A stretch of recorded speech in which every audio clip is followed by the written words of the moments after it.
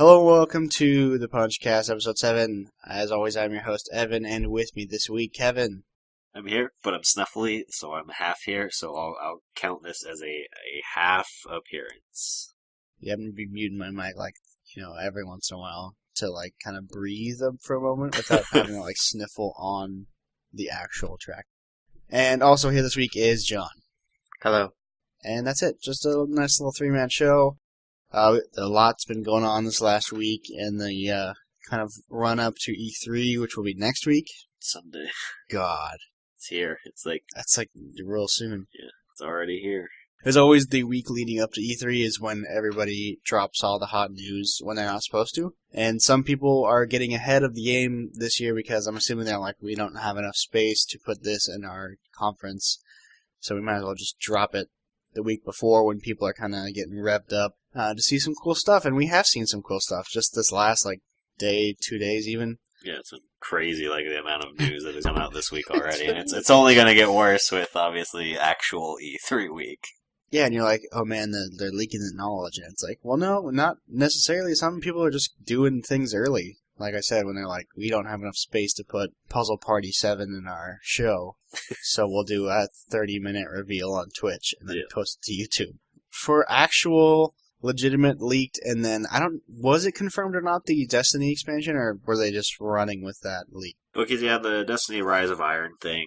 It's been going around for a while. Yeah, it's been a couple, I want to say a week or two now. Then, slowly but surely stuff has been leaking out about it, because obviously, Destiny people are crazy about that kind of information, and they will dig through, source code. Yeah, they will data mine the crap out of everything. Some of them came weird, because one was, a promoted, I think, Google ad or something, confirming the date. Nice. It's all just been slowly leaking out. Slowly but surely, leading up to the stream tomorrow, which will be, the official reveal, so obviously not a huge deal that it's leaked in the past, week or so, because we've known that the reveal has been coming, so I'm super, super excited. I know, actually, John, it's nice to have someone else who likes Destiny compared to me just being like, Destiny's great, guys, you should play it too, and just dead silence for the rest of the podcast. I like Destiny in several ways, but I dislike Destiny in just slightly more ways than I like it. I've had issues on and off with it. I've been trying to write this article about, breaking up with Destiny, on and off. It's never happened.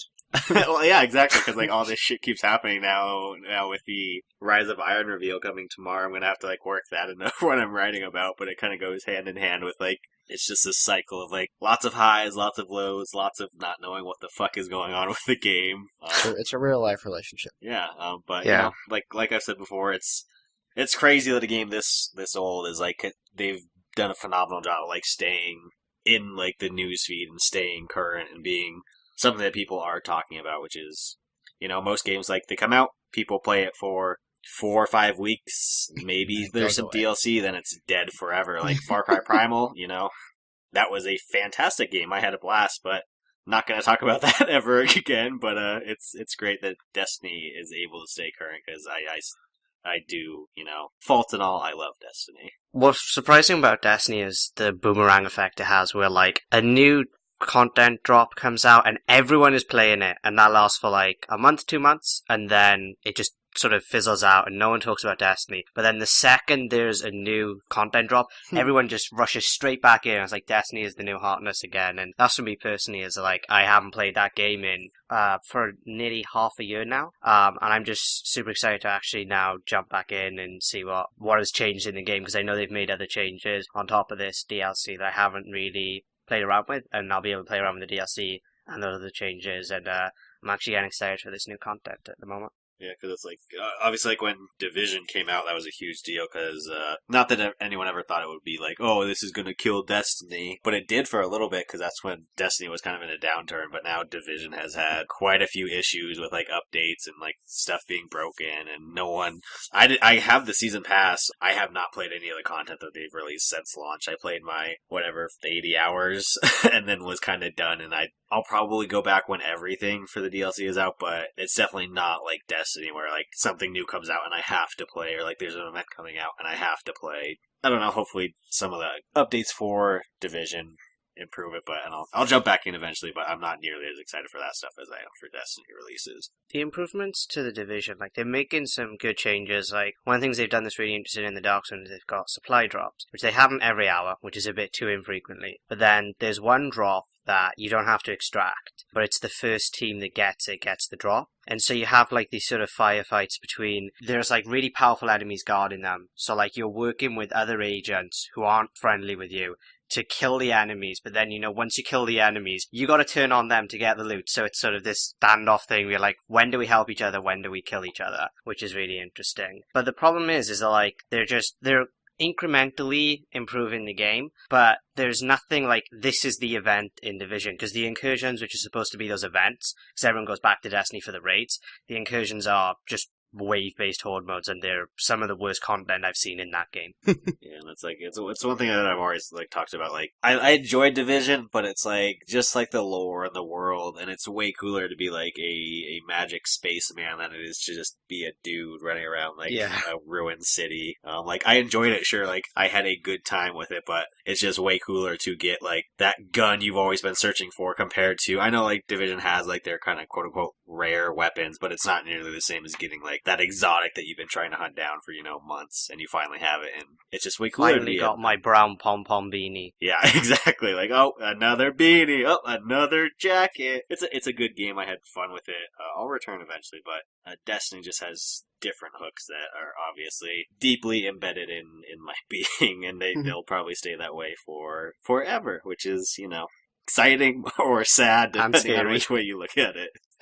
Yeah, I mean, I'm so torn on Destiny and the way just the game works in general. And it's like, I've always thought that it floats too many lines and never really, like, dove deep enough into kind of what I wish it was, which was, I just wish that the way its gear worked and, like, kind of like item management and everything just worked a little bit differently, where you could actually, like, actively work towards, like, so if they have like 3 raids now and they keep going, if they were doing these regularly, which I wish they were, I would actually still be probably playing if they did, but like they're so far in between that, running the stupid Taken King raid for 6 months straight isn't really super fun. And I wish that there was like, okay, here's like a set of gear, and here's these things, and these other things you can do. And like, it wasn't all so focused on just raids. Like, the strikes are cool, but like, running strikes for like the legit good stuff isn't as viable as the raids. There's just not enough different things to do to like keep me playing with, because like, I've been playing Final Fantasy XIV, and it has like a shitload of stuff to do, and they just added a shitload more to where like I can't keep up, like it's impossible. And it's like I feel like I'm always working towards something with, I can do this job, or then I go do some stupid gathering nonsense, or hang out with cool guild friends. And I feel like there's always something to do that's even at least moderately entertaining, whereas in like Destiny, since it's just, you're endlessly shooting at stuff, at least to me, it eventually gets old with the lack of like constant meaningful updates that aren't sparrow racing or dancing and other things. Like, there's just not enough of the kind of MMO Diablo gear treadmill type scenarios to like keep me constantly playing, where I will like, drop in every 6 months when something actually happens, play for a month, and then delete it again and wait. Yeah. I know like the spring update did alleviate some of those issues, because now it is more viable to get better gear no matter what you're doing, compared to, it used to be you had to do like hard mode raid, you had to do like Iron Banner, and you only get like one piece of gear that would help. It is all now funneling like towards a higher light level. Like I jumped like, and when they did the spring update and I played like one Iron Banner weekend, I can't remember exactly what I'm at because I haven't played obviously in a month now, but like the amount of light I jumped up after that update was a significant amount, and an amount to keep me happy that, I was getting new gear, I was getting better gear on a consistent basis, compared to, I played for 10 hours and I got one thing from Iron Banner that helped me, and it only raised me like 1 point of light. Now, I want to say I jumped like 20 points of light or something ridiculous like that. Just over a weekend. So, there are good updates, and they are consistently listening to the feedback. Obviously, now that Luke Smith is overseeing way more stuff, I think that it's a good thing going forward. Like, from Rise of Iron, and then obviously into Destiny 2, hopefully, whether it's next spring or next fall. If it doesn't get delayed, which it probably will, but there's good forward movement with that development for sure. And also what I like about it is that it does have this pick up, put down kind of nature to it, where it's like, you can not play this game for 6 months and then jump in when there's new content and not really feel lost. You kind of already know what you're doing when you jump back in. Whereas in any other MMO, if you miss 6 months of the game, you kind of have to relearn it. You have to know, well, what's changed and what do I need to do now? And those games evolve so rapidly that I kind of like the Destiny is a little bit more static, because it does give me the chance to play it, put it down, and then go back to it at a later date, because I don't want to be playing this game every single week of my life, to be honest. Yeah.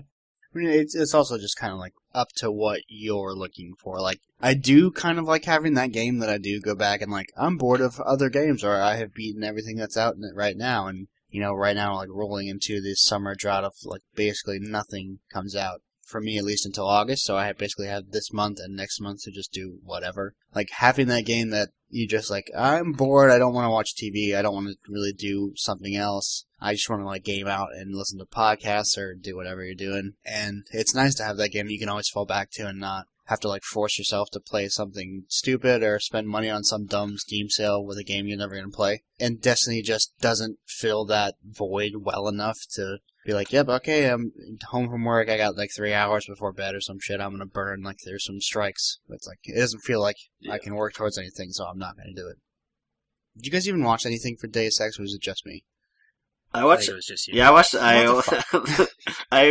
I was about to go to work when they started posting all that stuff, because it was super weird, because they're like, watch our live stream, but then as the stream was happening, out of nowhere, I like, didn't know what was happening. Yeah, as they were like doing this stream, quote unquote, though, like they were just posting the full video straight to their YouTube channel, so it was super weird. But I got a chance to watch just like the general, like, I think it was like the central hub or city hub video where it kind of showed off like your different options. I'm super excited. I just don't want to watch too much about it, because, you know, I know what to expect. I don't need to know too much more. Just like improvements that they made over the last game, which is great. I wish that game I wish that and No Man's Sky had come out when they were supposed to, so I wouldn't be so bored all summer trying to figure out what to play, because now there's like nothing substantial. The Horizon delay has really just like obliterated the calendar. Yeah. Like, there's nothing coming out. Yeah, for like all summer, like there's a couple like smaller things that I'm going to be playing. Obviously, like I have Mirror's Edge that'll keep me kind of busy for the next maybe 10 hours. I can't believe you're actually playing that like actively and not throwing it away. It's not obviously like.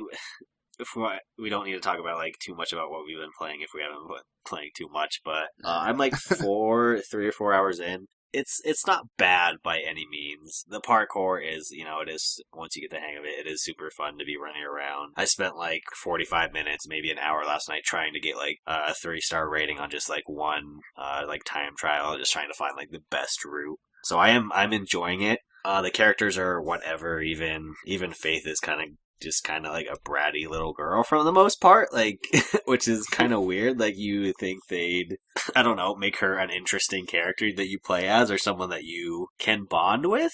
Maybe that'll change. Hopefully it'll change at least slightly by the end of my playthrough, but mostly she's just kind of been a bratty little kid who likes to run around a giant skyscraper city. But, you know, I'm enjoying it. It's fine. Parkour is definitely what is keeping me playing. It definitely looks and runs better than the beta test that they did a month ago or so, but the game does not. At times it looks good. Other times, like, the textures are pretty poor. It's like fuzzy. Yeah, really exactly. Fuzzy like, in a lot of areas. Like the moment, like you do your tutorial, and this was in the beta too, and you go and meet with like the dude who sounds like and kind of looks like George Clooney, and then you get sent on your first mission, and like you step out this window, and like you see this whole city, and it's supposed to be like most games where they do that, like they set up this huge vista for you to kind of like gawk at and just stare at for, you know, way too long. Like Uncharted had tons of those moments, obviously, where you just sit there and kind of like, this is real pretty. I just want to, you know, not play this game and use photo mode. Mirror's Edge is definitely not that at all. Like, you step out and like it looks like a fake, like super just fake kind of ugly city. Like all the flying cars, they look like they're running like 10 frames slower than the rest of the game, so they're kind of like... Oh, it's like where you look at them in the distance and you're like, this doesn't look right. Yeah, they're just kind of like weirdly like flying around this. It looks like they're being pulled by like an invisible like fish wire or something. Which is like just super disappointing because like the art style is gorgeous. Like those kind of visuals do look great, but when the game isn't like up to par graphically, and not to be like, oh, it's not 1080 60 frames, it doesn't look great. It's just like with such like a strong art direction. And then for it to kind of fall short in that area, it's like, I know it already had its delays, but I'm like, I know you're just trying to get it out so it can be out and you can, try to make money back on it, which I don't think they will in the long run. But, so I would have rather had them do you delay think this is going to be the death of Mirror's Edge? Oh, for sure. Because everyone wanted this, like, sort of sequel for so long, and now it's just like, it's disappointed everyone who liked the original. Yeah, for sure, because... I hope they stop it. Like, just don't push it any farther than we've already pushed it. Like, I was hesitant, and then I played beta, and I was like, nope, not for me. Like, they just kind of, it lost whatever cool specialness that first one had. Yeah, exactly, because it's no, like, surprise, like, the initial game did not sell well. It obviously became more of a cult hit, which is why people... It's very niche. Yeah, why people wanted a sequel. And obviously it's great that EA did take a risk, because, most of the time it's like, nope, here's another Madden, here's another... sports game. Here's FIFA again. They like not that they like safe bets, but a sequel to Mirror's Edge was not a safe bet, and I don't think it'll turn out very well for them. I don't think they'll make back a ton of money on it, if very much at all, and I don't think we'll see another one. And honestly, there are better games out there. Like Dying Light is just, it has better parkour overall, and it's a funner game, and it's a more interesting game overall. Personally, I know it is still zombies, but for me, that is a game, like, from the get-go, I really enjoyed. I loved the following DLC, even though it took away some of that parkour that I loved. But yeah, I would rather probably just play other games and ever hope for Mirror's Edge 2 or 3 or whatever they would call it. At least Faith in her story. Maybe they'll do some sort of offshoot Mirror's Edge with, some of the feedback from this game. But even so, I don't think it would be for probably, I don't know, maybe another, 7 years, 6-7 years, however long it took. For now, it's definitely dead. Yeah, I don't know. Like, I feel like they put it out because they said they would, and they're like, shit, we need to keep pushing this back. We just need to dump it and be done and move on. Yeah. Yeah, that was a game where I was thinking about it, and then it was like, nah. Like, definitely not worth $60 fucking, that's for sure. Yeah, I got it as a benefit of some of the design stuff I do. So prostitution. Yeah, my prostitution. I got the game for free. It was only a hand job, so I did my 10 Hail Marys, and I'm fine. Yeah, I hope they just leave it alone. Like, don't push it any farther than it's already just been thrown in the toilet. Like, the reception has been overwhelmingly lukewarm or negative. Yeah. So. And I mean, like, I would just rather see, like, those parkour mechanics in a different and more interesting game. Because so far, like, the story's been, like, whatever. And it's, like, the characters are whatever. And it's just not, I don't know. Obviously, like, the first game, it was never that interesting, like, what was happening in the world. It was always, like... No, it was just fun. You're like, this is cool and kind of different than what I've seen before. Like, I honestly can't remember shit about what happens in that game. I just remember that it was fun. That guy, like, throws you off the roof or whatever. That's about all I remember, sure. Like, as far as bad guys go. It was just like, man, this looks real weird. Oh, you can run and jump? That sounds fun. Okay. Yeah. And it was like, what's the story? I don't know. Yeah, I mean... There's lots of red. I think there's a little bit more, like, context for this story, but it's generally, like, I don't know. It's not an interesting, like, dystopia kind of setting. It's kind of, like, very samey. It's, like, nothing that we haven't seen before as far as, like, that goes. Like, it's kind of cool, like, oh, yeah, there are these group of runners, but it's kind of like, if these runners are so much trouble, maybe you shouldn't build a city with so many goddamn rooftops or, like, put up barbed wire or something. Yeah, just, like, would it be that hard? I don't think it would be. Just put barbed wire on your roofs and, problem solved. So it's just, like, kind of some silliness there that goes along with the story. But I'm playing it. I'm enjoying, like I said, the actual mechanics. We'll see. Obviously, John Murray is reviewing that. It should be up at some point. I think he's got to be close to being done soon. Yeah, obligatory John Murray. Yep, exactly.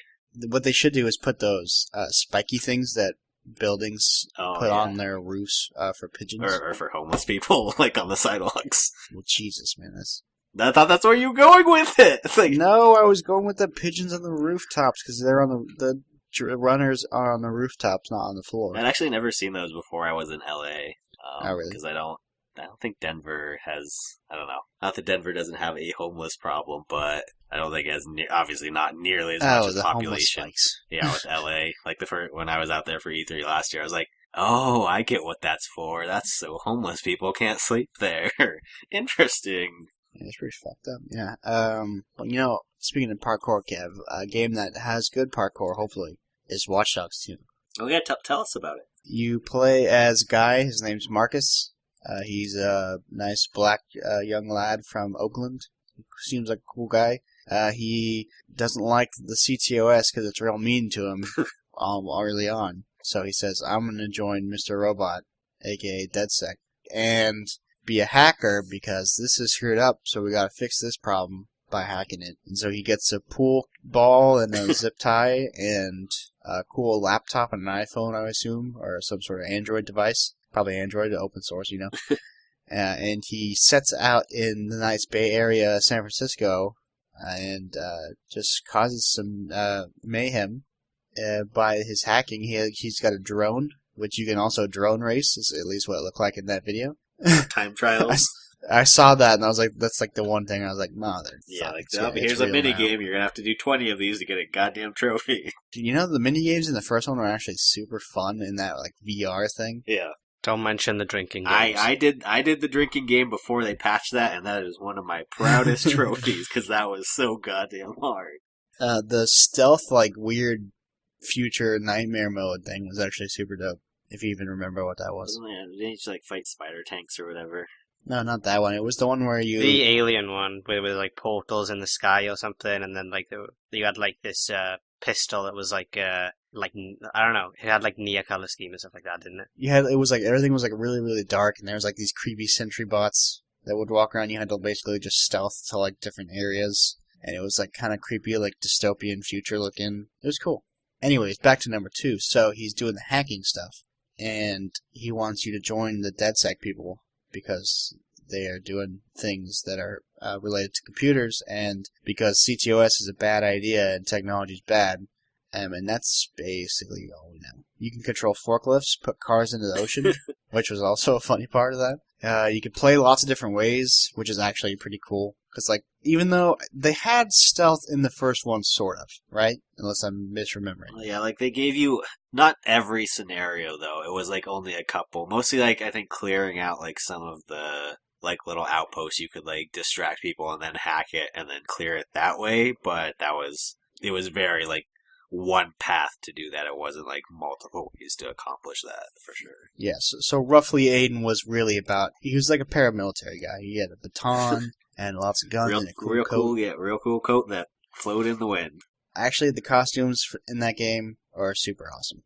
It was a weird thing that I got super into. I was like, man, these are sweet. And then went out and bought a trench coat and he wore it around his house while he played.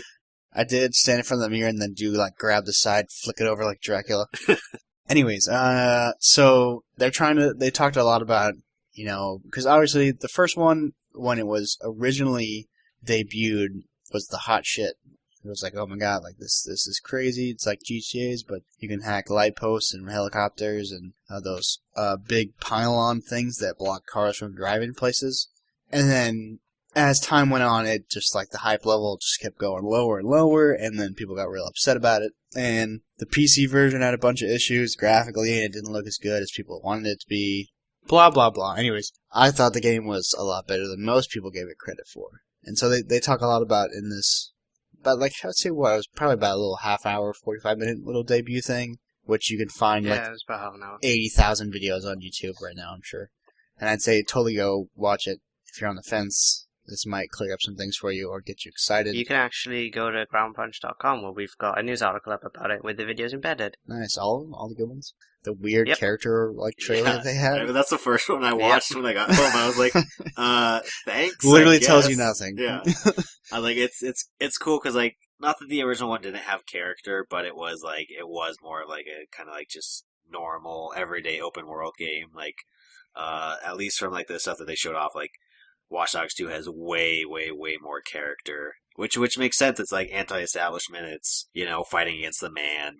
And it has... It's a bunch of punks. He's like the punk, like, internet memes, douchebags on Reddit. Like, and I thought it was great just to see all, like, the dumb shit that, I'm fairly active on the internets. I see all the dumb shit that goes on there. And they, like, totally encapsulated all the stupid shit that you see in, like, memes and a bunch of 4chan junk and stupid GIFs and shit. Like, they have gone from where it was Aiden just kind of being a solo guy to where Marcus in this is part of DedSec. So there's, like, a lot of people running around. They have, like, kind of a group.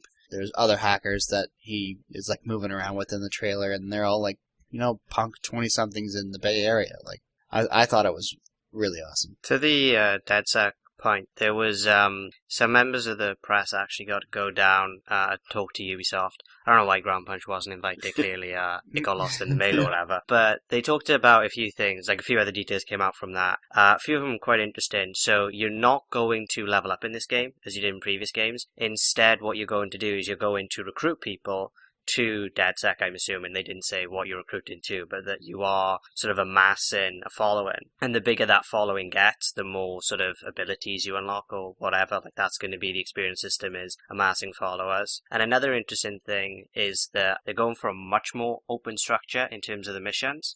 So there's going to be narrative missions, but they're going to be very sparse, and you can actually now make choices as to what missions you do. So if there's a mission where you need to, like, hack in and spy on someone and sort of breach their privacy, you can say, well, no, I'm like the good guy hacker, so I'm not actually going to do that mission, and you can complete the entire game without ever having to do that mission. And it also sounds, but they haven't confirmed this, like you can play the entire game, with the exception of the narrative missions, which there aren't many of, the entire game in co-op as well, which should be interesting. Yeah, they showed off a little bit of the co-op, which was something that was kind of missing from the first game. They had like that kind of, it's a seamless online where you just initiate it and it kind of starts. But like what was missing was, and it kind of made sense, I guess, since everybody was like Aiden Pierce and it was like just this one guy. It'd been weird to see multiples of this one dude in like the city. But in this one, like, he's running around and he's like, you're gonna see like some of your DedSec buddies. You're all part of the same group, so why wouldn't they be here? And they run up and they're like, you just form a party real easy, and then you just go and just do co-op nonsense like together, which seems like a good idea.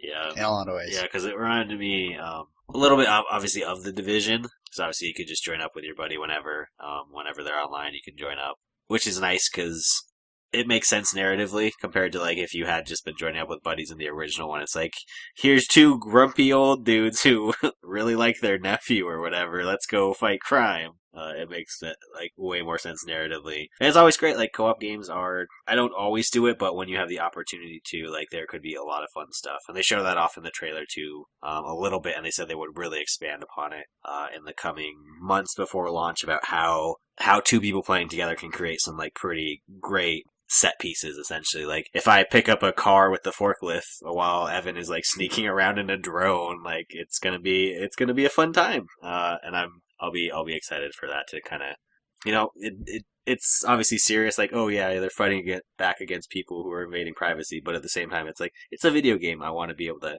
do that with a forklift and drone around the city and lift up a car or a person, or, maybe there's some San Francisco cows out there and I can drop a cow on someone. So I want to see how far you can push that hacking element. Like, they talked in the first game about how, like, you were going to hack anything in the world you wanted, and you couldn't really do that. And they've brought that point up again with Watch Dogs 2, and they showed evidence that we are going to be able to hack more items. But I want to know, like, how far can we push it? Like, one of the things I really like about Just Cause, whether you like or hate that game, is that you can do some really insane stuff in that game. And not that I want Watch Dogs to go to that levels of insanity, but can you do the thing of like picking a cow up or something like that? Like, how far can you push that? That's what I'm really interested to find out. Yeah, I mean, we'll see. They did talk about how, like, in the coming weeks, blah blah blah. I'm sure they'll have like another thing at E3 probably. Like, look, it's actual gameplay. He's gonna run around and do a mission. And they showed, because in the first Watch Dogs, they're like, you got to hack people and find out their secrets. And it was like, you could look at people for the most part, but you couldn't really do anything to them unless they were a target of some kind. Yeah, it's like, oh, look, his bank account has this much money. That's cool. And then you just keep walking. You're like, all right, that was useless information. Yeah. And in this one, they talk about like how they wanted to make it more to where you could interact with like most things in the world. They're like, now every car you can, drive around, since cars are just computers now with big metal parts. And he's like, yeah, why not? Why hack one person when you can just blow up this whole park square of like text messages and phones going off and people are freaking out? Like, it will be interesting to see how much you can do at one time. Like, if you can only hack, like, oh, you can only max out like certain people in a range, or this many cars you can drive into a lake at one time, and you can have this many things going on. Like, there's going to be a cap of like, you can't hack the helicopter and the clock and this guy and that guy at the same time. There's only so much bandwidth to go around, which is totally something they might do.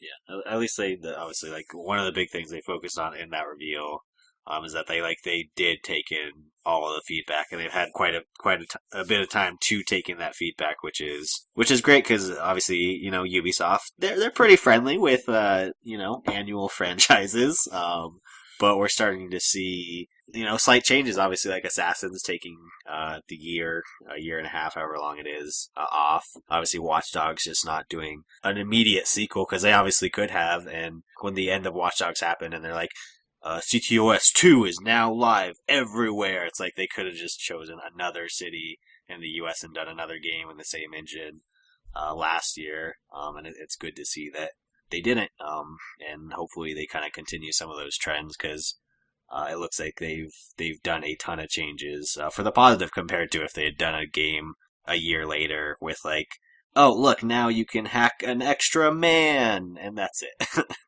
So I'm excited for kind of that positive change. Yeah, I think there's a lot to look forward to. Like, obviously they had a lot of stuff to look at, and all these people saying this, that, and the other, and reviews, and just kind of the general reception of the first game. And taking a lot of that into account, like, this is, if Watch Dogs is going to become like the permanent franchise in their weird publishing schedule of games, then like this is the one to do it. Like, do this one right, and things can go well, and like screw this one up, and it's probably dead forever. In other news, some quick Deus Ex stuff. They did a new mode. Kevin, did you watch that video as well? I skimmed through it just to kind of see what it was for the... Super weird. Yeah, it's like an arcade shooter Super version. Cool, though. It's really odd and interesting. Because they announced that, which is... What was it called? Deus... Breach. Breach, yeah. They announced Deus Ex Go, which I'll be super excited for. Like, both Hitman Go and Lara Croft Go have been great little games. It'll be interesting to see like how they adapt to that, because obviously Deus Ex is all about like variety and like your weapons, your skills, the paths you can take to kind of like clear out levels. So it'll be interesting. It's going to be some sort of hacking thing. Yeah, it'll be interesting to see how they adapt that into that franchise. So, and then they showed off a bunch of new information about the game. Yeah, I think Deus Ex is super underrated. A game that, some people played and they really liked, some people played they didn't like at all. I was on the fence of, like, I played probably half of it and then stopped for, like, a long time, and then came back and restarted, and I was like, yep, this is awesome. I'm actually going to finish everything now. And it stands up as, like, one of my favorite kind of stealth action games in a long time. There's not a ton of games that are like that. It's like Dishonored, sort of Metal Gear, like, not really anymore, because that's dead. And that's like kind of it. There's not a lot of stealth action that goes on these days. They had Thief. That was a pile of garbage. But it's been a while since the Human Revolution came out. I don't even know how long it's been. Like probably 3-4 years, something like that. And this game has had a weird rickety road to this as well, with their weird pre-order. The more people that pre-order, the more things we're going to give you. And then they went back on that real quick after that didn't go over so well. And I've had the collector's edition pre-ordered for like a long enough time to where I had to search it in my orders thing to find it, because it was like, it wouldn't show me. It's like, your last 6 months, and it's like, nope, it's not here. Okay, the last year. Nope, not here. It's like, up there it is, way back there in like September of 2015 or something, or 2014 or something crazy like that. Long enough to where it wouldn't show me. And it looks really good. They showed like 17 minutes of, like you're saying, where he's wakes up in an apartment and he goes out on the town, and they're kind of just real slowly going through talking about, dialogue options and climbing this way, and if you follow this thing, you'll end up in a crazy quest and you can make a difference, blah, blah, blah. But it looks really pretty. Like, that's the first thing I saw. I was like, man, like, because the first one did, if you look at it now, it seems a little aged, where you're like, oof, it's a little rough around the edges. But this one looks really good. Yeah, I'm hoping. I don't know. I feel like it could kind of fill the same kind of void that Metal Gear did last year. Because obviously, like, a lot of people didn't play the previous ones, and this was kind of like, not that it was more casual. A better story than that. I hope so. Like, I really did love that live action trailer that they did like a week or two ago too. Like, some like powerful imagery and like themes there. But hopefully, it can kind of fill that same void, like kind of like the salvation of the dry summer, because that's August. So it's like at the end though. It's like August 18th or something. Well, no, that's like what Metal Gear did though. It was like, oh, there's been a slow summer, and bam, like. This is the first big game of like the end of the summer into fall, and hopefully it kind of breaks. Obviously, it's not. I don't know, because Metal Gear is just as weird and kind of some of like the themes and like the stuff it talks about. So hopefully, it kind of. This is way more straightforward than Metal Gear. Well, yes and no, because like there's all like the background of like human like augments and all that stuff. But hopefully, it can break through because it's looking like it is going to be a pretty good game. At least fingers crossed that it will. Yeah, I mean, and for me, it does this weird blend of first person and third person, like action, where the game is primarily first person, and if you take cover, it turns third person. A big part of it is, so, Adam Jensen is a kind of a private, weird investigator for hire for, like, kind of certain corporations and stuff. He was a police guy, gets blowed up real hard, loses all of his limbs, basically dies, and he gets cybernetic legs, arms, most of his chest and eyes, and he's mostly a cyborg. Barely even human anymore. And he was like super against the whole augmented people. So he's like, I didn't ask for this. That's the line that everybody knows. And a big part of the game is like, they are games you can do completely stealthy, you don't have to kill anyone, you get a taser, knock a guy out, put him in a box or whatever.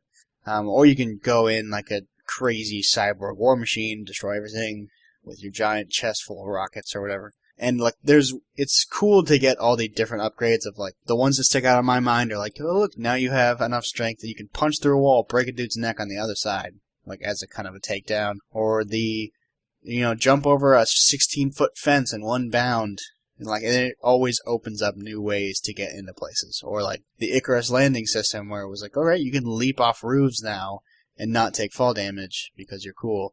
So the constant like change and flow of chasing, or do I want to be, this crazy leaping, jumping psycho with tons of guns, or do I want to be like this awesome with, looking through walls and seeing this and doing all these different things as like a stealth master and never getting seen. And it has this excellent dystopian aesthetic with lots of polygons, lots of triangles and stuff in this game, and a nice shade of gold over everything. And it is a game that I don't know how well it's going to do because it's not hugely popular for the most part. It'll be, like I said, hopefully it breaks through, and please, if it does turn out, yeah, because I don't know. Like, obviously there are like all those RPG elements too. A lot of casual people that played obviously Witcher that had them before, that kind of broke through some of those boundaries. Like I said, Metal Gear, for kind of like the variety of choosing how you want to approach a situation. Hopefully Deus Ex kind of breaks through with those same things. Like, it has a ton of potential to kind of be a great package overall. I guess we'll just see. It's just still so far away. 2 months. It's just so far, and I want it to be now. Yeah. I mean, it's a game I'm definitely looking forward to. And I don't want to know anything else about it. Don't ever talk about it again, just let it come out. Well, that's why I didn't watch too much of the trailer. I just wanted to scrub through the footage a little bit and be like, yep, this looks real pretty. Oh, yep, that's him shooting some men with gas. Yep, this is plenty of information for me. Yeah, I watched like 8 minutes. They're like, alright, we're about to get into a thing. And I was like, alright, I'm done. Yeah, I don't want to know very much at all. I just want to see how it plays, how it looks, find out a little bit more info about it so I can talk about it, and I am very happy with what I saw. John, do you have any interest in this? Not at the moment. I think this is, because I've never played any of these games, it's going to be hopefully one of those games where it'll come out and everyone will like it, and then I'll pick it up sort of 6 months after when it's half price and fall in love with it. But it hasn't done anything right now where I'm like, this is a game I want to play day one. And I also have a big problem of jumping into franchises halfway through. I like always want to start from the beginning, so that might be a problem You have for to me go as all the well. way back to like old PC games. Yeah. I mean, the Human Revolution is a good point. It's like, it's a new character person, it's a new story, blah, blah, blah. I don't think it's related at all to the first couple. At least I don't think so, because the first one, or not the first one, but Human Revolution does start with Adam becoming the cyborg cop. So I think it's a new series, quote unquote, like, at least a new branch off of whatever it was beforehand. But, yeah, it is like, whereas Metal Gear is that weird floaty nonsense of like, you can kind of jump in at any point and you're going to be kind of confused regardless of whether or not you know what's going on. Especially with 5, which was before all the other games.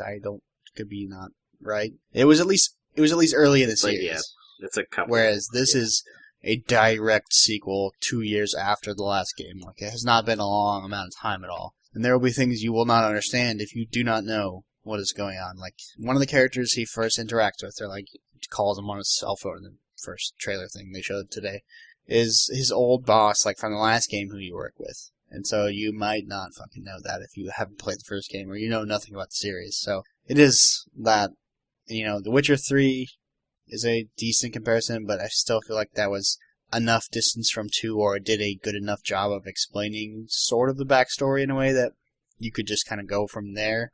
Whereas this, you're probably going to have a tougher time understanding, especially with the weird obscurities that it does have as that type of game. But we'll see. I don't know how it's going to go with their anticipated sales or how much money they put in. I don't know how much they're going to get out of it, which kind of sucks because I like this game and I wish they would continue to make money to make other cool games. Yeah, I mean, at least like we talked about, at least they are putting a lot of effort into it, and with the Go entry and with the even if it's weird, obviously the arcadey shooter part. So it seems like they took like the time with the delay to kind of like fully flesh things out and make this like not just like a game release, but kind of like a franchise release of all these different kind of moving parts. So hopefully that's a good sign, and it's not the opposite where they spread themselves too thin and we're like, let's do all these different things, and maybe the main game isn't too good. Hopefully it is that they're confident in this series and they do want it to be more kind of popular in the more casual, not casual gamer, but like the general public compared to kind of more of the kind of niche people that played the last game. Other than that, let's see, was there any other like decent leaks, confirmed nonsense that is worth bringing up? It's just there has been so much goddamn news in the past week. It's like, what are we missing? We're probably missing something huge. There's the Prey 2 and Skyrim Oh my remaster god, stuff. I but really wish they weren't doing a stupid remaster of this fucking game. Well, it's because like it was before I think Fallout 4 came out, and they were like, "Oh yeah, we also ported Skyrim to PS4 or Xbox One." I think they just said Xbox One in context of the question. But didn't they give like some weird reason for it? They're like, we don't need to see if it works. Well, I think like just like to get used to exactly, like kind of like what Naughty Dog did with The Last of Us, porting that to PS4, kind of like to understand the architecture of it. So it would make sense, everyone wants Just Skyrim a weird on obsession next with this gen. game still. Yeah, I tried playing like the Legendary Edition on PS3. Oh god, and that was a terrible console for that game.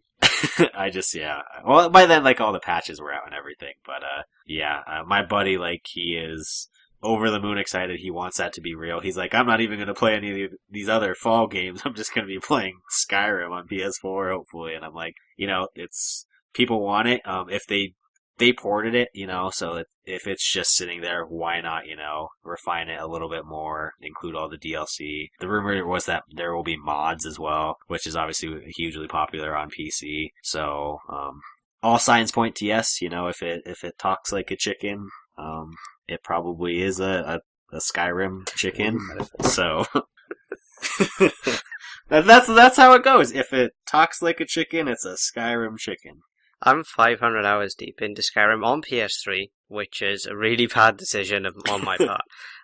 I've only completed the first act of that game in 500 hours, although I'll probably blaze through the rest of the game when I go back to it in about 20. But I think I really love Skyrim, but I don't want it coming to PlayStation 4 or Xbox One, because the thing is Skyrim was such a game of its time And there are some really significant problems with that game. The combat is not great. There are a lot of bugs and glitches which they probably won't be able to comb through and eradicate all of those. I think that if you bring Skyrim back now, people who loved it, like it was 5 years ago that it came out nearly. It will be by the time the remaster comes out. Like if you played that the first year it came out and then haven't played it since, and you go back sort of 4 years later, I think you're going to be really disappointed with what that game actually is, because I really think, unless you play it on PC, where you do have the greater support for that game, there was very much a game of its time.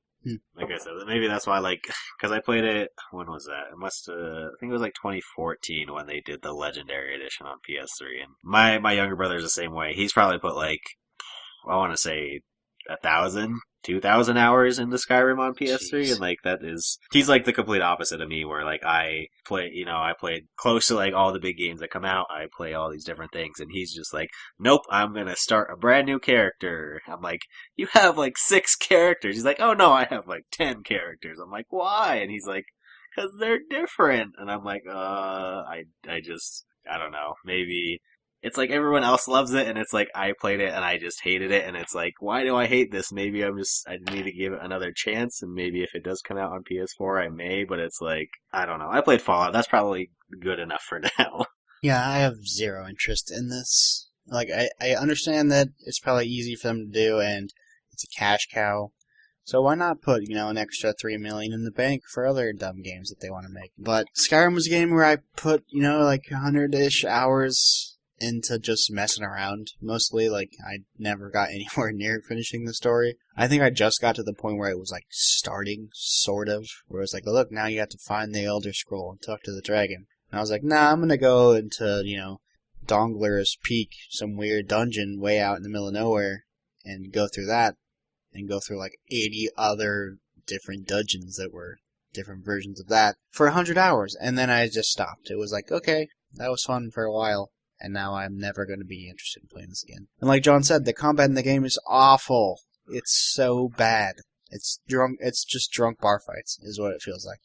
So, yeah, the remaster will please a lot of people, but at the same time, it's not moving forward in any way, and Bethesda has a lot of cool games that they may or may not be bringing to E3 that I'd much rather spend time with. Well, just think, all of that Skyrim money that they'll make, again, can just be put towards, Doom 2 and, other games that you care more about. 2. You just gotta, or Prey 2, that rumored, that's a weird, uncancelled rumor. When they game. showed that, I don't know if that was the first or second time that they showed it, but when they're yeah, he's been abducted, he's a bounty hunter on the planet, he's hunting aliens down. It looks super cool. That was a really interesting concept that I was super on board with, and then it just died. And it's been radio silent for a while. There's kind of been rumors popping around that they may be bringing it to E3 this year. That's one thing I do hope they bring, and I hope they actually stick with it this time and put the fucking game out. Well, apparently what's happened is that they've had to reboot the game, and that when they do show it off at E3, it's no longer called Prey 2. I don't know what it's called, but according to the person who leaked that, Shinobi602, I think his name is, it's not going to be called Prey 2, Which and is it has fine. been rebooted. The name matters little. It was the concept that was really cool. Yeah. And there's also the thing about the studio that was making it is dead, and then they formed a new sect of Arcane, and they're working on that, whatever it is now, which would be, that's fine. They do Dishonored, those are cool games. Make another studio, shove whatever this Prey 2 something is. As long as it keeps with that same idea of the bounty hunter on the alien planets, I'm on board for the most part. Unless it comes out and looks awful, which it might. Who knows? Alongside that, with Bethesda's rumors going on about their show, is theirs Sunday or Monday? Sunday night Sunday. again. I'm excited because that's when I'll actually be able to watch. I'll be able to watch that one and Sony's. The other ones I'm just gonna have to trudge through the other ones. That's why I loved, because obviously last year I was at E3, and then the year before, at GameStop, I made the schedule, so I had E3 days off. And it was easier then because it was only 2 days I had to take off, and not now it's spread out so much. But yeah, so it sucks that I can't be there and be in our Facebook chat and be freaking out with you guys about it. I'll have to come back to 800 messages after work and be I'm not reading that. I'll just go watch watch it by myself all alone while I eat ice cream and cry or something. So alongside that is apparently a lot of sequels, a lot of number 2s in their conference. They're probably Dishonored 2, obviously going to be there. They're going to show some. Probably, I would assume it's going to be gameplay this time, and it's probably going to be playable on the floor, I would assume. Evil Within 2, which will be interesting if that is true. I'm not sure where that's going to go, or if we need a sequel. It was a fun game and all, but it obviously didn't feel like anything super special. Like, it was interesting, and it was fun and pretty creepy, but I don't know if I want more of the Evil Within. I just don't know. Like, have you played that game too, right? Yeah, because I think it was just like it was a better game because obviously the other horror games, Really underwhelming at that time. prior to that, yeah, like there weren't very many. There have been so many crappy Silent Hill games. Obviously the Resident Evil 5 and 6 were not kind of the peak of what you want from like a horror game where you're in Africa during the day shooting zombies. So yeah, it was like the right place, the right time. It just like kind of invoked some of those feelings of like Resident Evil 4 and those classic horror games, which was why I really enjoyed it. The main character was whatever. The story was just kind of weird and never came together in a cohesive way. And I talked to John about it a little bit. Like, I don't know if it is true what direction they would go in, whether they bring back. I don't even remember his name. The main gruffy. Sebastian Cantellanos. Oh, Castellanos. Sebastian. Yeah, I don't know if they would bring him back or make more of like, I don't know, because there's like that underlying like government secret group conspiracy thing, like similar to Resident Evil and Umbrella. If they just have that as the underlying kind of thing tying the two together and it's more of like a separate story that ties into kind of like a horror anthology or something like that, which is probably what I would prefer than playing as gruffy Sebastian again, because he was just a lump of potatoes, so I didn't care for him too much, but I love the concepts. Hopefully they expand upon what worked well, which is like most of the game, and kind of, I don't know. I hope it's true because I did enjoy that, and there are not very many horror games every year, so. They just keep getting canceled one after another. Besides that, basically, the Wolfenstein New Order 2, which, okay, that's fun. But I feel like, there's so many sequels to, good games that do we need to get, round 2 of everything? Like, why can't, I would hope they have some sort of secret new game to show off that's not a sequel, but I don't know. Yeah, I guess we'll see, because they're doing what, an hour or 90 minutes? I think it's an hour like last time. Yeah, so. Well, I don't know, it might be an hour and a half. Last time was 90 minutes. I think this time it might come in. Yeah, because obviously, like, Dishonored will be presumably like their bigger showcase where they spend 20-ish, maybe. I don't think they'll spend as much. Maybe not even that. Like, they may just do a gameplay demo that's like 10 minutes, because you show too much of that game and then it's just spoiling stuff. Because, like, I hope they show off more, like, situations, because I know they've really been hitting that home about, like, they've had all these playtesters kind of take out, like, these targets and do these assassinations and kill people in ways that, like, they didn't ever imagine, and hopefully they kind of focus on some of that stuff and don't show off too much of, like, the actual game. They just show off some of the cool abilities and stuff, but presumably that'll be, like, maybe, let's say 20 minutes. If it is an hour, that's still a lot of room for a lot of other stuff, so hopefully there are some surprises in there. And other than that, basically officially confirmed now, Injustice 2, which comes to nobody's surprise, pretty much known that this game has been being made for quite some time now. I personally have just about zero interest in this. Just about. Fighting games, they don't really last with me, unless they're Mortal Kombat, which is fun because I played basically all of them. And I will continue to buy them. But I don't really care about DC all that much, and a fighting game for me is like 4 weeks of this is fun, and then I never touch it again. So, I don't know. Kev, are you interested? Probably not. I am from the DC side of thing, but I did the same thing with the first Injustice, where I was like, I'll just play through, like, on easy or whatever, and just so I can, have a cool, like, 4 hour story.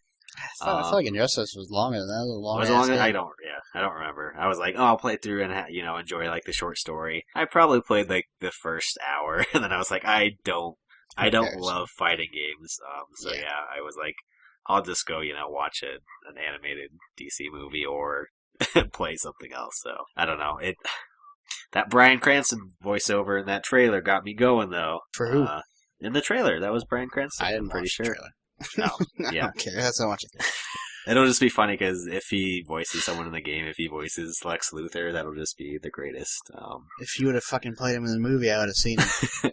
Well, like the voiceover, because people aren't sure like who the other villain will be. Obviously, besides Superman just trying to murder everyone or whatnot. I don't know. Even if Bryan Cranston did just do the voiceover for just the trailer, but he'd either play like Brainiac or Lex Luthor, I would assume, for voice. Dark That'd side. They didn't edit his voice though to make it more booming, but He's booming that's enough. even if he's.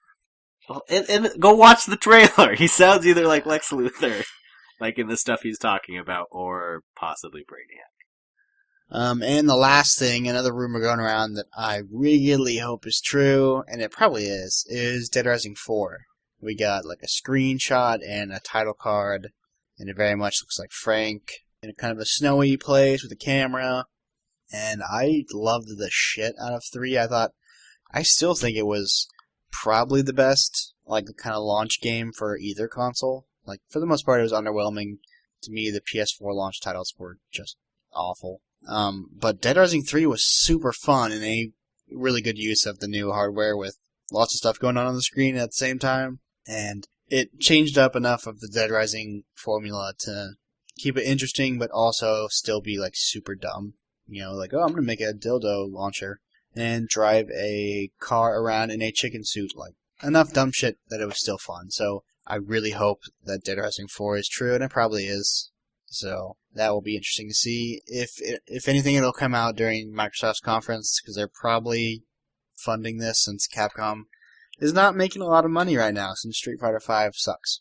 And also on the Dead Rising point, there's rumors that it's going to be set in, and I'm not going to pronounce this right, but Willamette, Colorado, which is it's the location of the first game, and this has led some people to think the Dead Rising 4 is actually going to be a reboot. I don't think so, because naming it Dead Rising 4 and then doing the first one again sounds like a dumb idea. Yep. I wouldn't put it past him, but, you know, who knows. It would be funny for him to be like, it's been so long since the first outbreak, gonna go do some nice photojournalism, and then it happens again. No, mother, not again. Oh no, it's me, because Frank is a fun character. Like, he's always been an interesting character, and he was great in 3 and stuff, too, as like a side role. So, having him get into weird hijinks again would be fucking great. Yeah, because I'm in the same boat with you.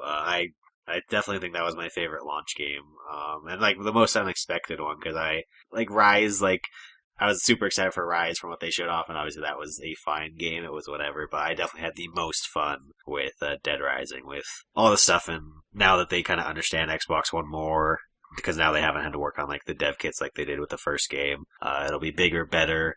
I'll have a reason to play my Xbox One or buy an Xbox One before then. So I'm hoping it just comes out on PC, just like the next Halo, so I can just get rid of my Xbox. yeah, I'll have to buy a slim box whenever they show off that, and hopefully it doesn't look like a gross VCR. Nah, just get a Scorpio, man.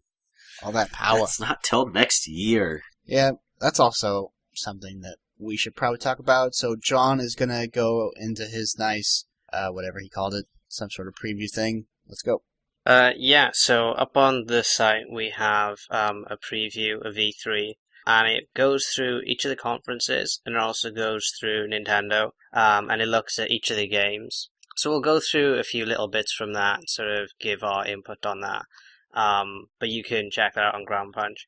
And quickly before we go into that, we are going to be covering E3 on the site. So we're going to start off with a live blog for each of the 5 press conferences, so you can get all the news there. And then there's also going to be a special weekly Knockout podcast roundup, which will follow shortly after each of the press conferences. We will round up all the Nintendo news, although they're not doing a press conference. They're doing a full day of Treehouse Live, and that's on the Tuesday. If you do want all the conference times, they're also on this article. And obviously PunchCast is going to have some special stuff going on for E3 as well. But in terms of this article that I've written, like I said, it goes through all of the games for each of the conferences. So I'm just going to pick out a few different titles for us to talk about and sort of, speculate what we think will happen in regards to that. So I'm going to kick off with Mass Effect Andromeda. What do we think we'll see of Andromeda at E3 stage?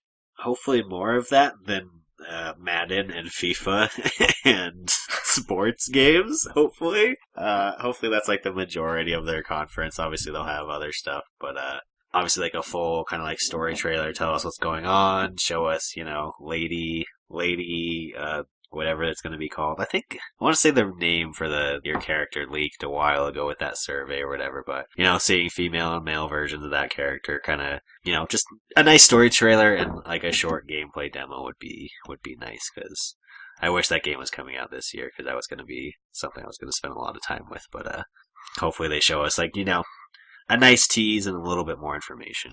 Yeah, I hope we just, like, I don't really need to see gameplay. I'm sure it'll play similar to the last ones. That's not something I'm super worried about. I just want to know, like, what they're going to set up this universe to be now that we're post Shepard destroying everything. I want to see, like, kind of what the overall is, who's kind of involved. Is it, tangentially related to the original, like, trilogy, or is this completely new in every way? What's the basis for why am I here, essentially, is what I want to know. Yeah, because I know some of that stuff did, quote unquote, well, it was a survey or whatever that they did, obviously whether it's true or not, but like it is going to be a lot more of exploring, and that I think they said it's going to run concurrent to some of the events, but I guess we'll see. But that's perfectly fine. I know Witcher is by far a much better game than Dragon Age, but Dragon Age did a lot of stuff with, you can see some of the stuff that they did in Inquisition applied to Mass Effect, as far as like you conquering things, you kind of being you can see that applied. Yeah, you can you're supposed to be a space commando. Yeah, a space warlord. You probably can be, hopefully, but hopefully they take some of those, because at the time Dragon Age Inquisition was, a solid game. Obviously Witcher kind of put it to shame in a lot of aspects, but Witcher put everything to shame. Yeah, but you can see a lot of that stuff kind of hopefully being applied to Mass Effect, but keeping it Mass Effect, hopefully. Yeah, really looking forward to this regardless, whenever the fuck it comes out. Do we think there's going to hit the release date of, it's not a release date, it's a window of early 2017, but do we think they're going to hit that? Yep, calling it right now. The date is going to be March 13th. Let's see if that's even a Tuesday. I don't know. That was a wild guess. Nope, that's a Monday, so 14th. Because that's when the second or third one came out in March, I think. I don't know. I just picked a date off the top of my head, so mark that on your calendars. One of them came out in March, so I wouldn't be surprised. So the next one is, I want to go for a bit of a weird one. A couple of years back, 2014, we saw Criterion's new game. By saw, I mean we saw a tech demo that you couldn't make anything out of, really. Like ATV helicopter stuntman burnout game. Yeah. So what I want to know is, what do you think the main focus of this game is going to be? Because obviously Criterion's past is in driving games, but do you think they're going to focus on driving, or do you think they're going to focus on some other sort of element being the main gameplay thread, and driving is just an accessory to that? Well, the interesting part about this is that Criterion basically got dissolved, more or less. Like, most of the people ditched EA since that time to go do whatever the hell it is. And they formed a new studio to do racing junk at E3. Some Black Mist or Black Forest. Some dumb name. Anyways, so a lot of the people that made Criterion, like what it was, are now off doing other junk. So I don't even know if this game still exists. I think they might have just scrapped it and they might have just moved on to something else, with a lot of their big influential people that made Criterion a name for racing games being off now. I don't think this game exists anymore, honestly. Yeah, it's definitely possible, because we didn't see anything about it at all last year, did we? Because it was the year before last, wasn't it? Yeah, when they showed off. It was weird, too, because that's the year they did all those dev diary things, which were just awkward. Because they didn't have anything to fucking show. Yeah, it was just awkward. Like, this thing whatever it was, doesn't have a title. There was no title for this. There was no branding. It was just like, look, it's cool. I don't think anything comes of this. Because that was about 2 years ago, so given how early in production they were then, you would expect 2 years would be enough time to finish this off. There's no need for speed this game, so if they were doing this type of game, there would be a slot for it. I'm guessing that we're thinking that it's not going to happen. So moving on, the next thing I want to talk about is Sea of Thieves, pirate-themed MMO. We know it's going to be at Microsoft's press conference, hopefully, because this is a game that's supposed to be coming out this year. So a few things I wrote on the site where we're expecting to get some more details in terms of how it will work as an MMO, and potentially even a beta, so that they can get all the network code and stuff working for the MMO elements. But what are you guys? Are you excited for Sea of Thieves? And if you are, what do you want to see? Yeah, I don't personally, I don't think that this game will be this year, because obviously if it is a big Microsoft exclusive, they have that one trailer and that was it, unless it has a huge blowout this year. But with Crackdown and Gears and Halo Wars 2, I don't think there's a lot of room for them to have that big blowout to really sell people on exactly what it is. No, they're gonna have Recore 2, probably Scalebound. Yeah. The games they have slated currently to come out this year: the Gears of War 4, Crackdown 3, Sea of Thieves, Forza Horizon 3, Halo Wars 2, Recore, plus indie games like Below and Cuphead. Those are never coming out. If they meet all of these deadlines, they're gonna have the best year there's ever been in gaming in terms of first-party exclusives. It's ridiculous. Yeah, so I don't think it'll be this year for Sea of Thieves. I think it could fit into that nice spring window that Quantum Break did. That would be kind of like a nice spot for it, while it's not hopefully too crowded, because if it does come out this fall, with even just the other big Microsoft exclusive, it's likely to get buried as just kind of this weird game. But if you did do it in spring, it would definitely have a little bit more room to breathe. And for a brand new franchise, I think that is hugely important. Obviously, as far as what the game is, we don't know. It sounds good in concept from what they said, running around as a pirate. That is pretty much what close to every boy wanted to do, either when you're growing up, being a pirate is the coolest thing, at least for this last generation. Maybe this generation with their selfie sticks doesn't feel the same way, but that was one of the coolest things you could probably ever want to be growing up. So cool in concept is as far as if it works or what it's actually going to be. It's hard to tell, but hopefully we do see more information about it. Yeah, for me, as far as interest, nah. I have room for one MMO max, and I'm pretty dedicated on Final Fantasy XIV. So, as cool as it sounds, maybe give it a look. But is it just an Xbox game, or is it PC as well? Probably PC, I would assume. Yeah. If it's PC, I might give it a look-see. If it's exclusively Xbox, probably not. Next up, there's two sort of Japanese style / actually Japanese games that Microsoft are working on, Recore and Scalebound. So which one do you think is going to hit first, and which are you more excited for? That is a super tough question, because there's not really any evidence to point that either of these games comes out in the foreseeable future. Scalebound obviously was directly pushed back to, I'm assuming they said early 2017.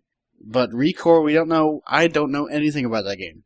It had a real pretty trailer with a dog robot. You got some dust, all right. Nice robot.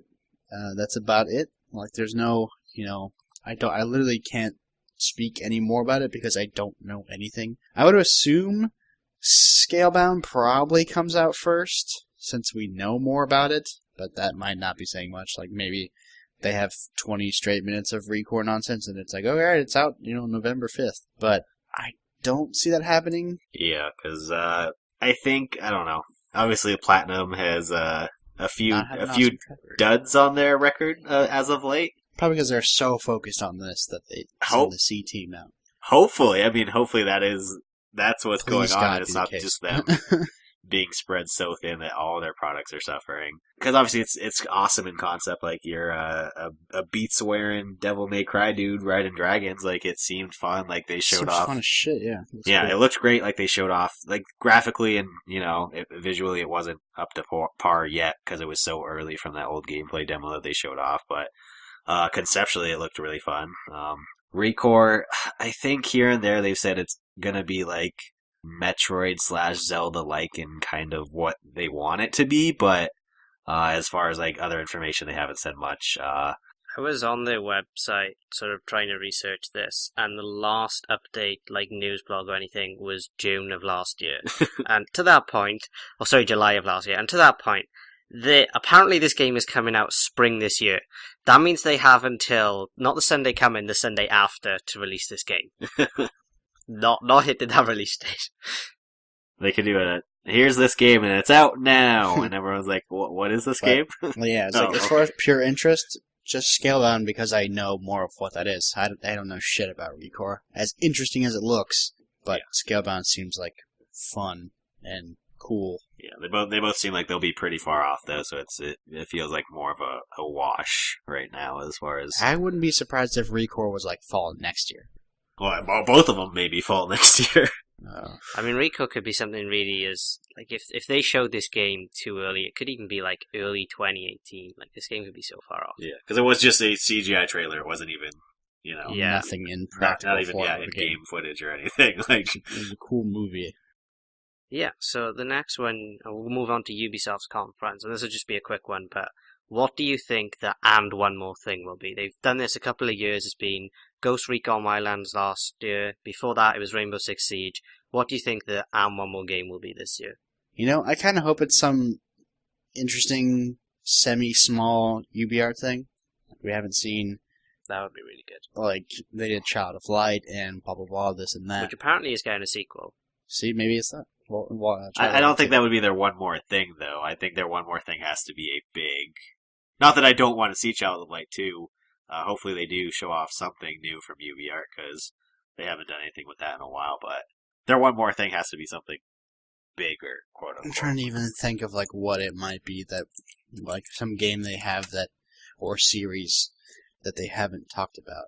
Well, there's Splinter Cell. So in the article, I put down Splinter Cell as the only one that I could think of. I'm super into that idea. Yeah, it's hard to think about, like, what... That's the first thing that comes to mind. You know what it is. It's For Honor. They're finally going to tell us more about that stupid game. Well, hopefully they have more during their conference about that, because I think that's supposed to be this fall. Never looked very appealing to me. Jeremy's excited. They've released like a lot of information for Honor. Like I was just reading about this, researching for the article, but they reveal like a ton of stuff at TGS apparently. Like there's different character classes, and there's like 3 different factions in the game, and there's going to be single player. There's some interesting stuff about that game, but I need to see more. Like it was interesting in that visually it struck a note that we haven't seen in video games for a very long time. Almost more of like a strategy game in terms of the notes it was hitting visually and sort of the period it's gone historically. So that's what interests me about that game for Honor. But yeah, I would be super down to see some Splinter Cell. That's a great franchise. Yeah, bring back Michael Ironside, not whatever please. Terrible actor did. He didn't do a bad job, but it was just like... It's never going to be the same. Sam was supposed to be older, and he sounded younger, and it was just the most bizarre choice. Like, I don't know how that ever got approved. That's supposed to be like, oh, he's so old, and he's coming back to all this stuff, and he sounds like he's 24. Okay, that makes sense. Yeah, I bought Blacklist on sale like a couple weeks ago, and I definitely plan on playing through that at some point. So the last console? The last conference on the list is Sony's. We won't talk about Nintendo because we don't really have much to talk about, unfortunately, on them. But with PlayStation, this is going to be a really interesting conference because we know that they've got PlayStation VR, which they have to launch. Well, they said that they're going to launch October. And then they've also got the PlayStation Neo, which is all but confirmed at this point. So my first question is, how much of this conference is just them talking about hardware? Sadly, I'd say most. A big chunk, at least, like, I would say half. Because what, 90? Well, half or more. Conferences go longer. I would say, like, half an hour, hopefully. Really? I think it's more than that. And I think, if it's not just hardware, it's going to be VR and then buck dump VR games. Like, because last year they came out, guns blazing with tons of hot news, but about 99% of the stuff they talked about last year is still nowhere near coming out. Everything they had was like concept shit for the most part. They're like, hey, we're making a new Nier game. And everyone's like, whoa. And they're like, when's it coming out? They're like, I don't have any idea because this is just a concept right now. Hey, look, we got Shenmue 3. Oh, man, I can't wait. When's that coming out? We don't have any clue. 2021. Oh, hey, man, we have Final Fantasy VII, the remake, and then the remake again. When are those coming out? Never. So it's like, most of the shit they talked about last year still doesn't hardly exist in any sort of like playable or trailer form on the internet at all. And they have this Neo and they have this VR that if they don't push this hard and actually come out with something decent to play with this thing, like they're probably going to lose a fuck ton of money. So I'm assuming they're going to spend a decent amount of time trying to sell this.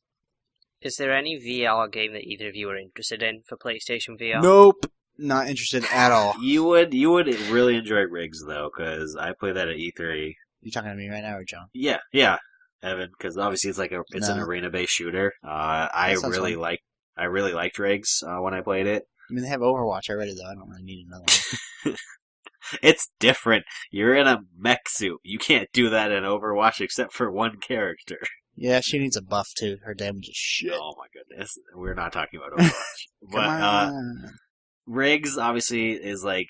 Because it's by Guerrilla. But does that sell a VR for you, that game? It doesn't sell VR, but I think that's going to be one of the bigger games that they're going to try to push for sure, because it is. It's by, I want to say Guerrilla Cambridge. That sounds right. Sure. It's by Guerrilla. So. Yeah, I think it's Cambridge, yeah. Yeah, so it is. It does have a bigger developer behind it, because they can say, by the people that brought you Killzone and that are bringing you Horizon. Killzone suck, though. Well, Cambridge only brought like Killzone, like that. They did the Vita game. They did Mercenaries. So I wouldn't do that actually.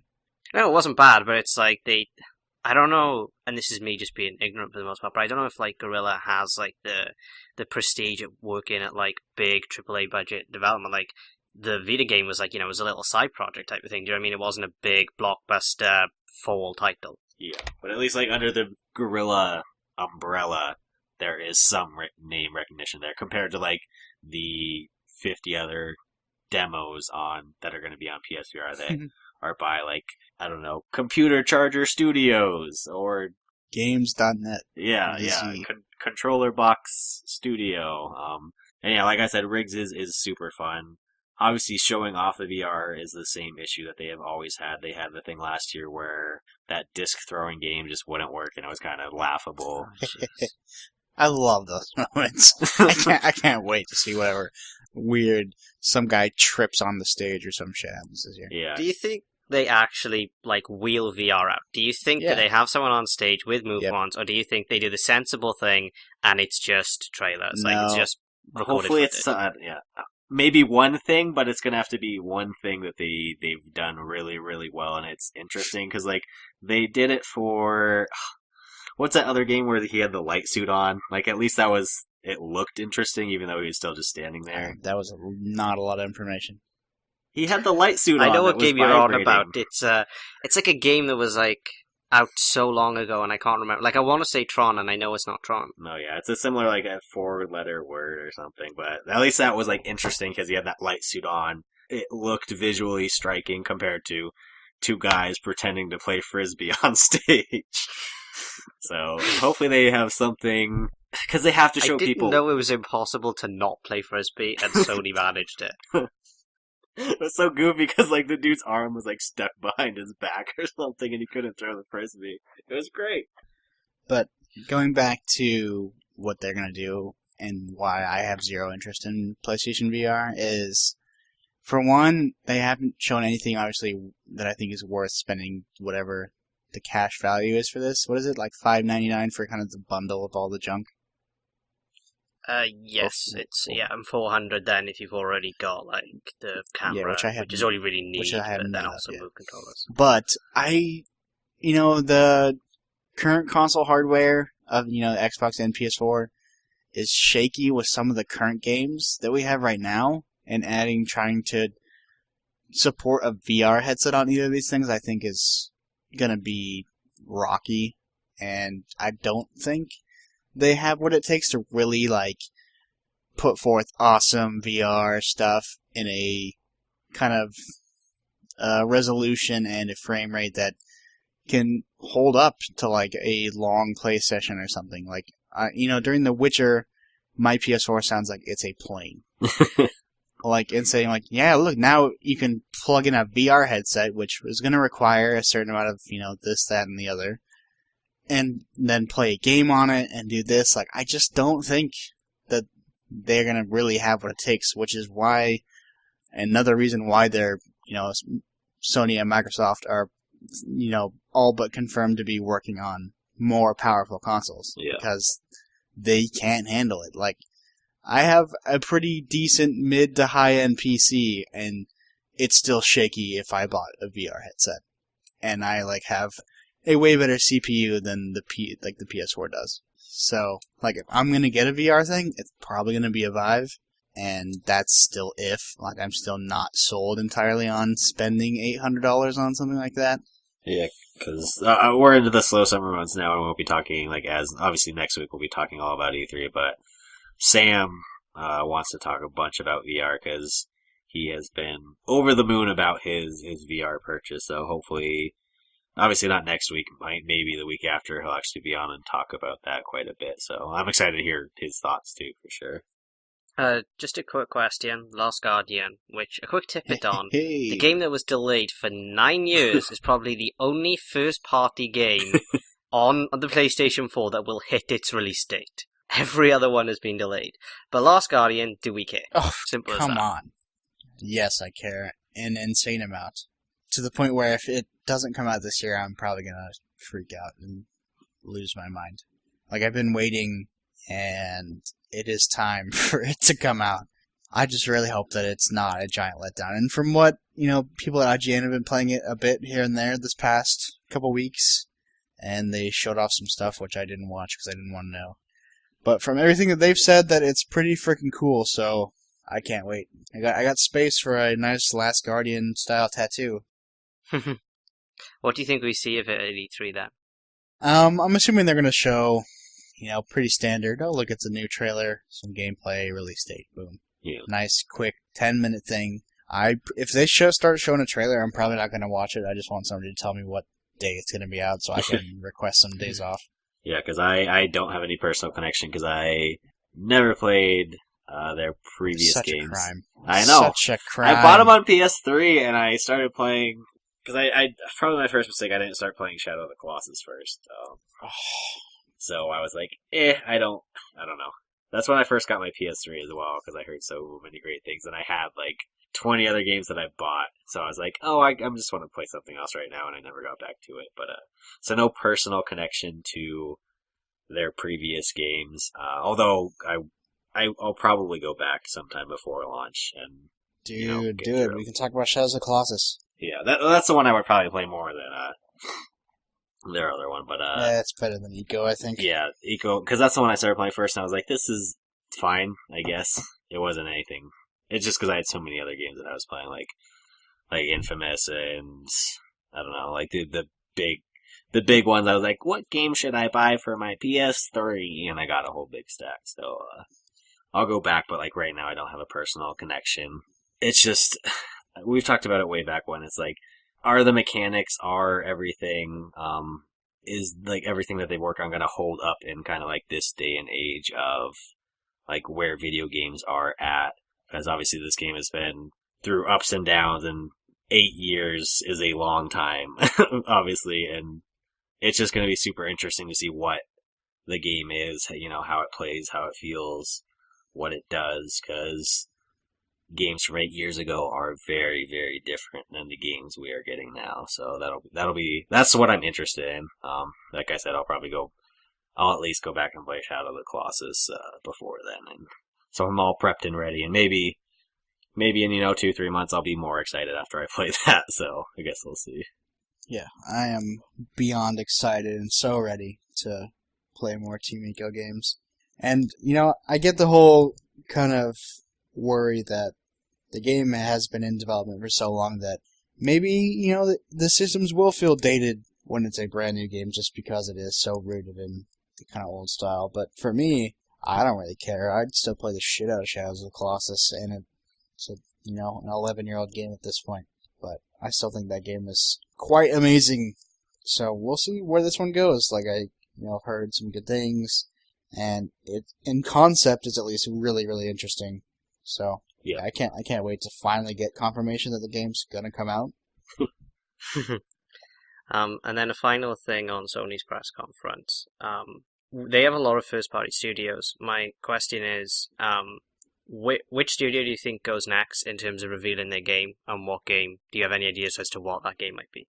You know, in my heart of hearts, I want to say, or I wish at least, that Sony Bend would come say they're doing a new Siphon Filter game. I don't think it's going to happen.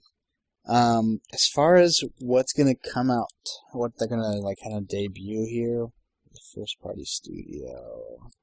Yeah, I was like, the next one, obviously Sony Bend has been quiet since, 2012? I think forever. I think that's when Golden Abyss came out, so they've been working on something, hopefully. They've been the ones, I think, that have gone the longest without saying what they're doing, without showing anything. Sucker Punch is up there now. It could be with their maybe Spider-Man game. That'd be pretty sweet to see. That would be great if they revealed that, and they were like, yep, it's a real thing, and I would be super excited. Me too. I think one of those two. Obviously, like the God of War 4 rumors with Sony Santa Monica. That's more of a. I'd be down for that too. I mean, there's a lot that could happen at the same time. It feels like they have all these studios, and it feels like nobody's doing anything. Like, as for this year, like for first party on the Sony side, I can't think of anything remarkable that's coming out at all. All they've got is Gran Turismo, and then obviously Last Guardian. Who gives a fucking shit about Gran Turismo? And Last Guardian, that's not even. Team Ico is not a first-party studio, is it? No, it's it's being co-developed by Studio Japan with first party. Oh, okay. Probably because they couldn't fucking figure it out. They needed goddamn help. But yeah, obviously after last year, we know that Sony does not need their big first-party exclusives apparently to be able to sell millions of consoles. So I expect we'll have, they're pairing with Destiny, they're pairing with Call of Duty. But hopefully there is a surprise, obviously, from either Sony Bend or from Sucker Punch, because those are the next kind of two bigger, well-known studios that they should be saying something sometime soon, especially with Sony Bend. But hopefully one of those two studios has a surprise. Yeah, so if you want more on E3, then you can go read that article on groundpunch.com, and I'll hand back to you, Evan. We are gonna just wrap it up, actually. So next week, are we gonna push the recording day back at all? Because when does E3 wrap up? Is it Thursday? The last conference will be for you guys Monday. Yeah, right. Because I think the plan is to maybe do 2 podcasts with 2 different casts about and we'll split up the conferences instead of 1 4-hour podcast that would kill either I or Liam to edit and would just be probably a mess if one track gets messed up and then everyone else's tracks, there it goes. So we'll probably hopefully do 2 separate podcasts with 2 separate casts and kind of split the difference with the conferences depending on how hefty each conference is. So yeah, that's the plan. Who the heck knows? Yeah, who the heck knows what's going to happen? So, anyways, next week. I guess look for some sort of shake-up in the usual shit. I will be here at least. I know that much. I'll probably be here. Kevin will be there for a portion of it. John will probably be there for a portion of it as well. For the rest of them, who knows? We'll get the illustrious John Murray on here. I mean, I'd love to. We should have had him on so we could talk about Mirror's Edge, but who cares? His screaming dogs and cats and children. And unclothed children constantly. That would be a joy to... Does he have money for clothes? No, he's just that broke. He spends it all in video games. He weaves them all himself from potato sacks. Anyway, so, yep, we're going to get out of here. It's been quite a long one. I am, on the verge of falling asleep at my desk. So, we are going to leave it at that. See you next week. It was fun. Bye.